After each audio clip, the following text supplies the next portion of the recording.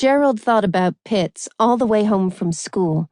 He thought about him from the moment the bell rang at the Blessed Sacrament Academy, during the long walk through Central Park, Nurse's hand clamped painfully on his wrist, all the way to his house on West 57th Street, so that by the time they reached his brownstone, his excitement was so great that he felt he might pee in his pants a little at the thought that the dog would be waiting for him behind the heavy black door. Pitts had been his special birthday present when he turned 10, almost a year ago now. Mother had been sick with baby, whatever that meant, and Gerald had been given Pitts.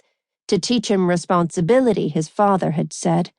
Gerald had heard the words, but they'd barely registered because at the same moment the wiry-haired fox terrier had bounded through the door into the drawing room.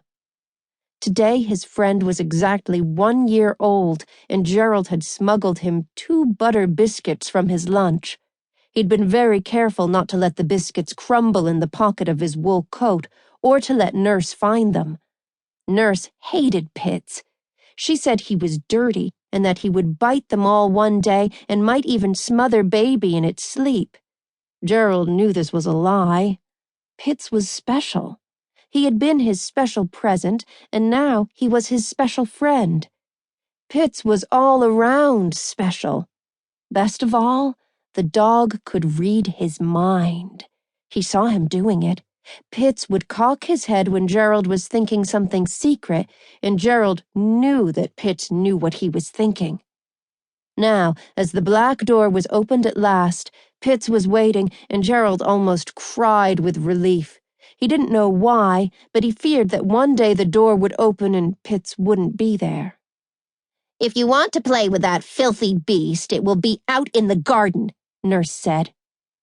Gerald looked at Pitts, gingerly feeling the biscuits in his pocket. It was January and the wind bit into his nose, but he'd rather be freezing outside with Pitts than warm indoors with Nurse. He made towards the back door. "Gerald Clary Murphy." Nurse could make her voice tower. That was the only word Gerald could think of for it, the way it seemed to grow bigger and bigger until it was looming over him. "What do we do first?" Gerald reluctantly turned and headed for the stairs to change out of his uniform. Pitts just looked at him. He knew better than to try to follow Gerald upstairs when Nurse was around. The house was chilly and the curtains were drawn against what was left of the day. His father said only invalids lived in warm houses. Murphys, he said, didn't get sick, although Mother had been sick with baby. Gerald had seen baby, and baby looked fine to him. Mother was very white, though, and would call out often for Nurse in a high voice, saying baby was unwell or that baby was strange. On the second floor, Gerald had to be very quiet when he passed Mother's door or the nursery so that Mother wouldn't get upset. Nurse was marching behind him, and he hoped she wouldn't try to take his coat with the biscuits, because then he would be punished and Pitts would be banished to the cellar again. Pitts was supposed to sleep in his basket in the little room off the kitchen, but it was so very cold there, it even seemed cold in summer. At night, if it was quiet, Gerald would sneak downstairs after his prayers and spirit the dog back to his own bed on the 3rd floor.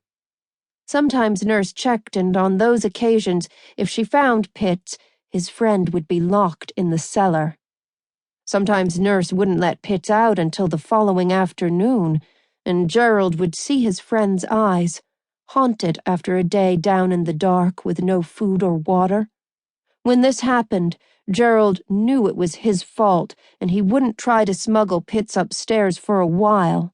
But inevitably, after a week or so, he would chance it again. "Give me your coat," Nurse said, holding out her strong hand to Gerald. "You can wear the play coat outside in the muck."